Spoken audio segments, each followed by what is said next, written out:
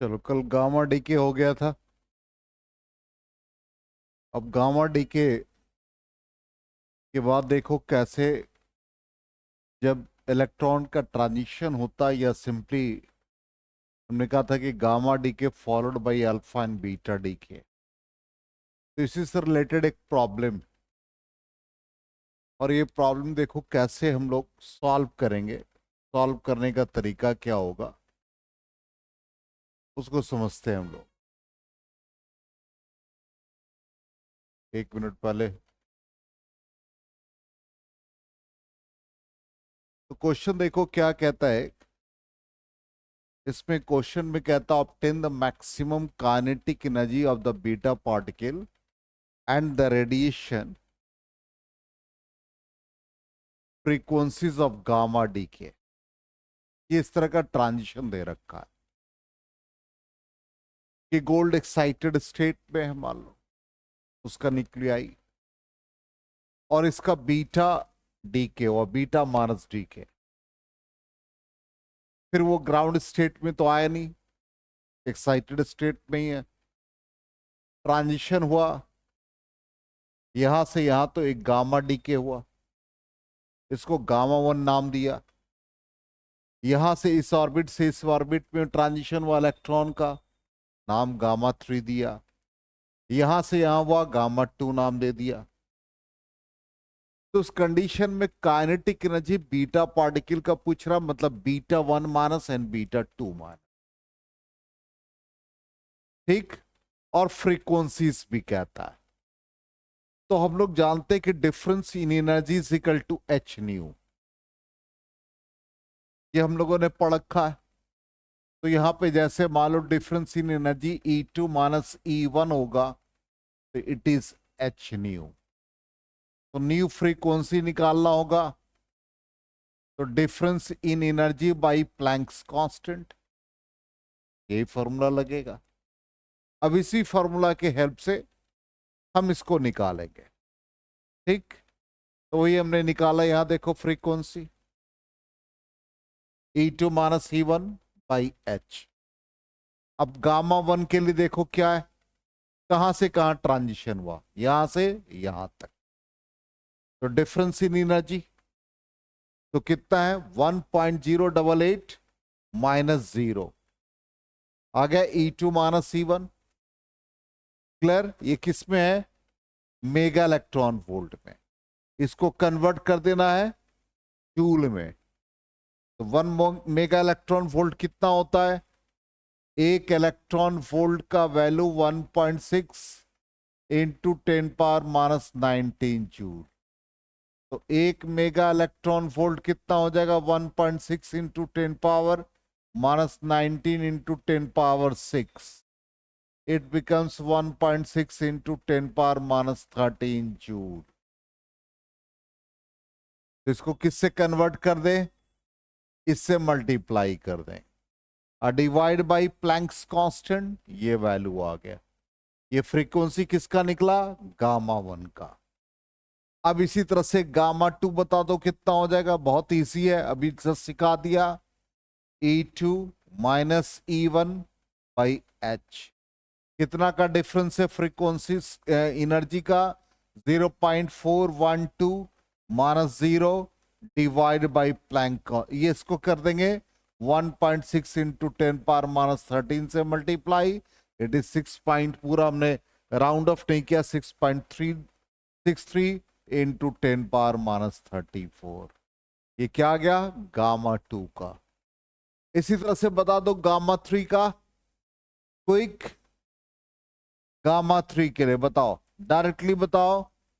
इसका और इसका डिफरेंस ले लेंगे, तो 1.088 माइनस 0.412, और इसको 1.6 इंटू 10⁻⁻13 डिवाइड बाई 6.63 इंटू 10⁻⁻34। आ गया समझ में। और ये कैलकुलेट करके ये वैल्यू आ रहा, आ गया। प्रॉब्लम बनाने का तरीका समझ में। ये क्या निकाला हमने, फ्रीक्वेंसी। काइनेटिक एनर्जी नहीं निकाला है, तो काइनेटिक एनर्जी के लिए हमको क्या चाहिए, बोलो, क्यू वैल्यू। ठीक, और क्यू वैल्यू के बाद हमको क्या निकालना है, काइनेटिक एनर्जी। तो क्यू वैल्यू के लिए हमको मास of reactant, mass of product चाहिए, वो हमने डेटा डायरेक्टली यूज किया है नेक्स्ट वाले स्लाइड में, डायरेक्टली डेटा यूज किया है। ठीक, ये वैल्यू है, ठीक है, गिवन दैट। अब हम निकालेंगे कैसे, ये छोड़ दो सॉल्यूशन क्या है, हम निकालेंगे कैसे वो देखो। सबसे पहले हम लोगों को निकालना है किसका, बीटा 1 माइनस डी के, इसका काइनेटिक एनर्जी। ठीक, तो काइनेटिक एनर्जी निकालने के लिए देखो, सबसे पहले डिफरेंस इन मास, तो mass of reactant minus mass of product, तो मास इसका लेंगे, कितना मास गिवन है, बोलो 197.968233 हो गया, माइनस, अब इससे मिल क्या रहा है, मर्क्यूरी, माइनस मर्क्यूरी का मास 197.966760। कल ही हमने बताया था कि जब भी बीटा डीके होगा तो mass of reactant minus mass of product ही आएगा, कल प्रूफ भी किया था। तो ये पूरा डिफरेंस इन मास हो गया, तो ये आ गया डेल्टा एम इंटू सी स्क्वायर। ठीक, तो वो क्या चीज में था, जूल में, तो उसको किस में कन्वर्ट करेंगे, मेगा इलेक्ट्रॉन वोल्ट में। तो मेगा इलेक्ट्रॉन वोल्ट में कन्वर्ट करने के लिए क्या करेंगे, 931.5 से मल्टीप्लाई। क्लियर, लेकिन इसमें जो एनर्जी रिलीज हो रहा है, वो एनर्जी कितना रिलीज हो रहा है बीटा 1 में, इतना एनर्जी रिलीज हो रहा है, तो वो क्या होगा, माइनस हो जाएगा। तो ये पूरे क्वांटिटी में इतना क्वांटिटी माइनस कर देंगे। ठीक, आंसर क्या चीज में आएगा, मेगा इलेक्ट्रॉन वोल्ट में।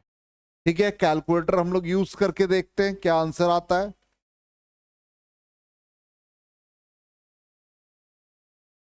वन 197.968233 माइनस 197.9666 है 760।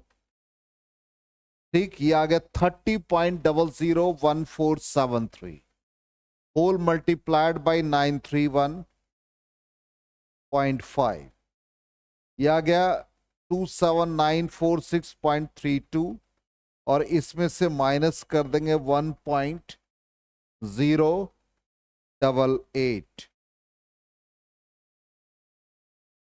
ये हमारा आ गया इंटू 931 पॉइंट, एक मिनट मिस्टेक है थोड़ा सा, सॉरी, 197.968233 माइनस 197.966760, यह आ गया 0.001473 मल्टीप्लाइड बाई 931.5, 1.320995 माइनस 1.088, ये आ गया 0.284, एग्जैक्टली यही आंसर है, चेक करो है, तो ये आ गया 0.284 मेगा इलेक्ट्रॉन वोल्ट। आ गए समझ में, क्लियर। चलो दूसरा वाला बताओ कितना आ जाएगा, बीटा 2 के लिए काइनेटिक एनर्जी जल्दी से बताओ।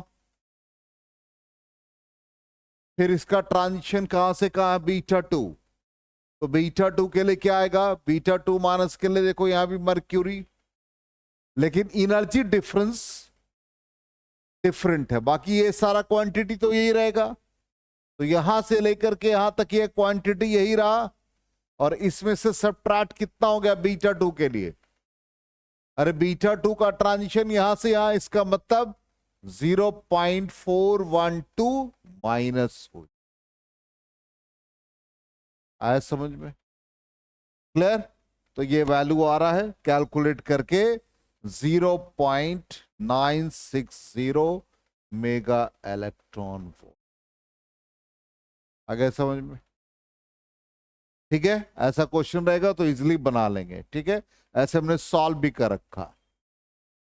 चलो तो ये हो गया। अब आ जाओ, नेक्स्ट है हमारा रदरफोर्ड और Soddy's law of radioactive decay. पहला है कि रेडियो एक्टिव डीके हो जाता है, स्पॉन्टेनियस प्रोसेस होता है, लगातार होता जाता है, और not affected by physical conditions. चाहे ह्यूमिडिटी हो, टेम्परेचर हो, प्रेशर, इन सब से कोई इफेक्ट नहीं होता है। और rate of disintegration directly proportional to number of atoms present. ये 3 लॉ है। तो पहला कहता है the disintegration of radioactive material is purely a random process and it is merely a matter of chance which nucleus will suffer disintegration or decay first cannot be told। किसका disintegration हो रहा? तो हमने कहा disintegration जब भी होगा तो वो एक तरह से स्पॉन्टेनियस प्रोसेस है। अब rate of decay is completely independent of physical composition and chemical condition. इन सब से वो इंडिपेंडेंट होगा। और रेट ऑफ डीके या रेट ऑफ डिसइंटीग्रेशन एक ही बात है। रेट ऑफ डीके को या rate of disintegration is directly proportional to quantity of material या number of atoms present at the instant. जो नंबर ऑफ मटेरियल्स प्रेजेंट होंगे उस टाइम पर उसके डायरेक्टली प्रोपोर्शनल होगा। ठीक, ये 3 लॉ है। अब इसी लॉ से हम लोग आगे प्रोसीड करते हैं। तो at any instant the rate of decay of radioactive atoms is proportional to the number of atoms present at that instant. यहीं से हमारा स्टार्ट होगा मैथमेटिकल एनालिसिस। तो हम इनिशियली क्या मानते हैं? इनिशियली हम number of atoms at T मान लेते हैं, एट टाइम। और जब इनिशियली जो प्रेजेंट था टी इज इक्वल टू 0, जब डिसइंटीग्रेशन शुरू हुआ। मान लो हमने कहा कि रेडियो एक्टिव एलिमेंट मान लो यूरेनियम 238 है 92। ठीक, उसका स्टार्टिंग में नंबर ऑफ एटम्स उसको हम n नॉट मान रहे हैं। जैसे डिसइंटीग्रेशन स्टार्ट हुआ उसको n मान रहे हैं। इनिशियली मास m मान रहे हैं, या m नॉट ले लो, फिर मास m। तो जब डिसइंटीग्रेशन होगा तो शुरू में n नॉट था, उसमें से n घटेगा। एज फॉर एग्जाम्पल बाइक चला रहे, पेट्रोल पंप पे गए, पेट्रोल फ्यूल डाला, वो हमारा n नॉट है। स्टार्ट किया, वो हमारा n है। तो n नॉट में से n जो फ्यूल बचा वो देगा नंबर। इनिशियली मास मान लो 10 लीटर पेट्रोल डाला तो वो m नॉट है। बाइक स्टार्ट कर लिया, वो m है। तो रेट ऑफ डिसइंटीग्रेशन क्या हो गया, या नंबर ऑफ एटम्स जो डी के होगा वो क्या होगा, dn। dn का मतलब n नॉट माइनस n। और वो dn बाई dt क्या था, directly proportional to number of atoms, मतलब n के डायरेक्टली। तो यही कहता है dn by dt is directly proportional to n। यहां तक आ गए समझ में? अब इसी पर डीके प्रोसेस है, डीके मतलब डिसइंटीग्रेशन। तो जब डिसइंटीग्रेशन होगा तो इंटीग्रेशन में साइन कन्वेंशन नेगेटिव आएगा। साइन कन्वेंशन क्या होगा, नेगेटिव होगा। तो माइनस डीके कांस्टेंट को हम लोग लेमडा एज्यूम कर रहे हैं। तो यहां पर लेमडा क्या हो गया, डीके कांस्टेंट। अब आ जाओ dn बाई dt को हमने यहां से n ला दिया यहां। ठीक, तो ये क्या बन गया, ये अभी जस्ट हमने कहा कि dn by dt directly proportional to number of atoms. तो dn by dt is equal to minus lambda N, dn by N is equal to minus lambda dt। Integrate कर देंगे। dx बाई x क्या होता है? log x होता है। तो dn by n क्या बन जाएगा? log n बन जाएगा। आज इसका बेस e होगा, इज इक्वल टू क्या बन गया? माइनस लेमडा dt का इंटीग्रेशन t और plus some constant integration k हो गया, या c जो भी ले लो।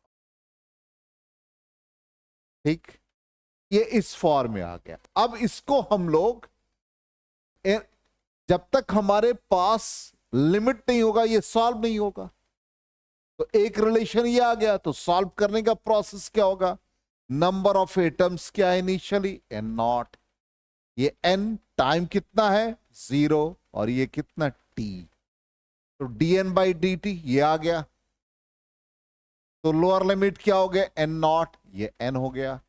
ये सी हट जाएगा। टाइम पीरियड क्या आ गया? 0 से टी।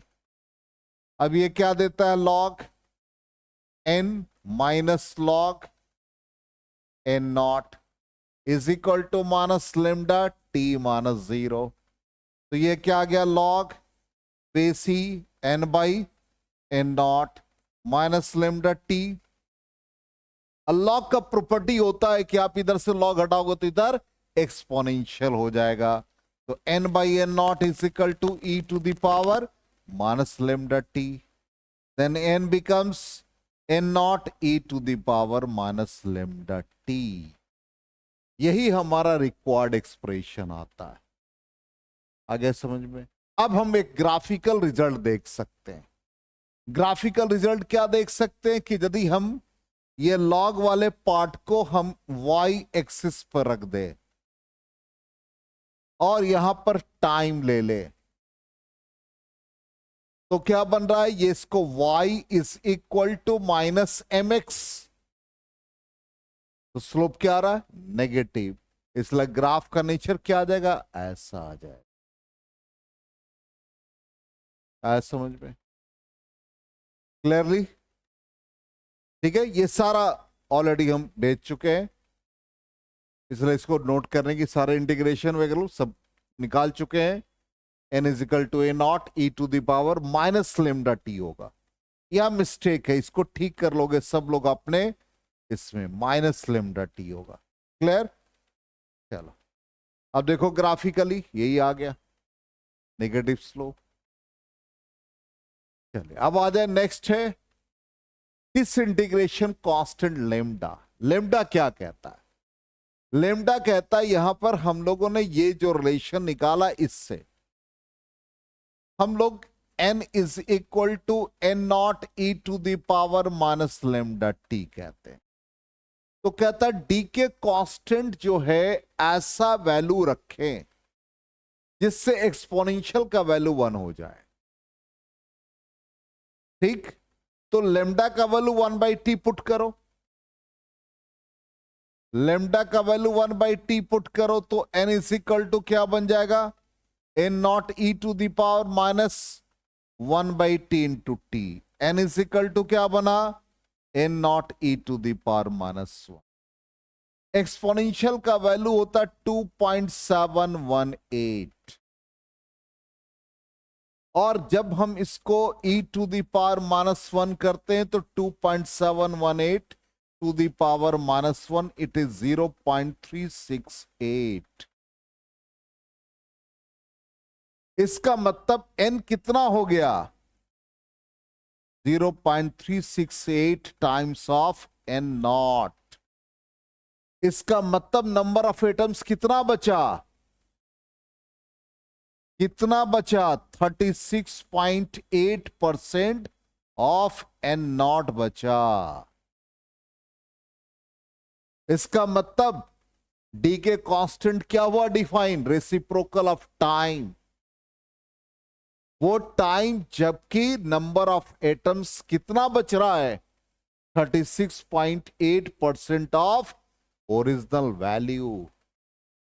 इसलिए डेफिनेशन क्या लिखा है? It is defined as the reciprocal of the time interval in which the number of atoms left undecayed in the sample of the substance reduced to 36.8% of its original value. वही यहां पर solve करके बताया। आया समझ में? अब यहां पर देखो इसका ग्राफिकली, ये ग्राफ ऐसा क्यों बना, अरे इसको समझते हैं। हम एन और टी को ले रहे हैं, ध्यान देना। इनिशियली कितना हमारे पास, एन नॉट। जब टाइम का वैल्यू हम रख रहे हैं 1/λ, ठीक, तो 1/λ होने पर कितना आ रहा है एन का value, N not by E, या 0.368 एन नॉट। तो ये पूरा एन नॉट है, तो ये कितना आ गया 0.368 एन नॉट। किस टाइम पर, 1/λ। इसी तरह से 2/λ डालेंगे, फिर इसी तरह से 3/λ डालेंगे, तो ग्राफ का नेचर ऐसा आ जाएगा। इसलिए एक्सपोनेंशियली वो डीके होता जाए। आगे समझ में? Rate of disintegration, next quantity. तो ग्राफिकली ये था। अब कहता half life period. Half life period कहता है वो टाइम जिस समय रेडियो एक्टिव सब्सटेंस जो प्रेजेंट है एट द इंस्टेंट, उस समय उसका वैल्यू n0/2 हो जाए। वो टाइम जो हम लोगों ने ये फॉर्मूला पढ़ा, n = n0e⁻⁻ कहता इस टाइम पे इसको हम t हाफ ले लें, number of atoms becomes n0/2. It is the time required for the disintegration of half of the amount of radioactive substance originally present. ये हाफ हो जाए, वो टाइम को हम लोग हाफ लाइफ कहते हैं। तो n की जगह पर n0/2 = n0e⁻⁻, और ये टाइम हाफ ले ले। n0 कट जाएगा तो 1/2 = e⁻⁻λT हाफ। तो e⁻λT half is equal to 2। अब इधर से एक्सपोनेंशियल हटाओगे तो λT half is equal to, इधर लॉग हो जाएगा, log 2 बेस e, और इसको हम बेस 10 में कन्वर्ट करेंगे तो 2.303 से मल्टीप्लाई करेंगे।